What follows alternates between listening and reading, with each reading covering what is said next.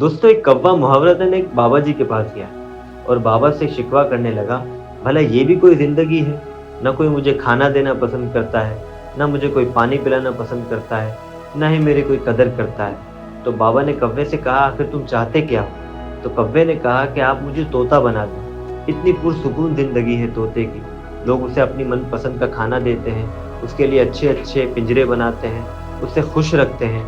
तो बाबा ने कहा, ठीक है, मैं तुम्हारी ये शर्त पूरी तो कर दूँगा, मगर उसके लिए तुम्हें एक काम करना होगा, उसके लिए मेरी एक शर्त है। तो कौवे ने कहा, कैसी शर्त? तो बाबा ने कहा, तुम किसी भी तोते से जाके रज़ामंदी ले आओ कि वो अपनी ज़िंदगी में खुश और पुरसुकून है, तो मैं तुम्हें तोता बना दूँगा। दोस्तों, ये शर्त सुनते ही कौवा फ़ौरन तोते के पास गया और कौवे ने तोते को ये सारा माजरा बताया। तो तोता ये सुनते ही रो पड़ा और तोते ने कहा, भला ये भी कोई ज़िंदगी है?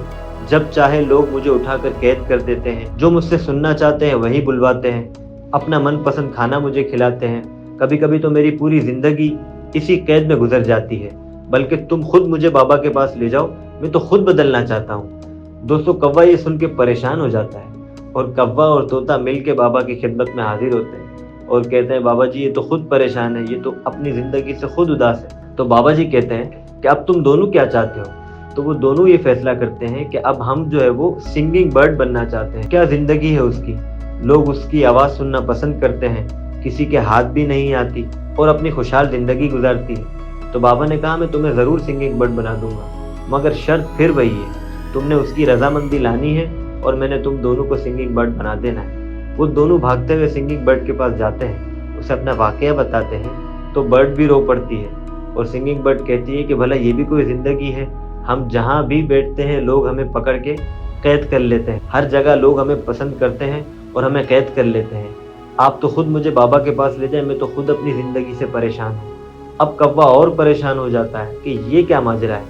तीनों मिलकर बाबा के पास जाते हैं और बाबा से अपना शिकवा बयान करते हैं। बाबा जी फिर कहते हैं कि आप तीनों फैसला कर लें, अब आप जो चाहेंगे मैं आपको बना दूंगा।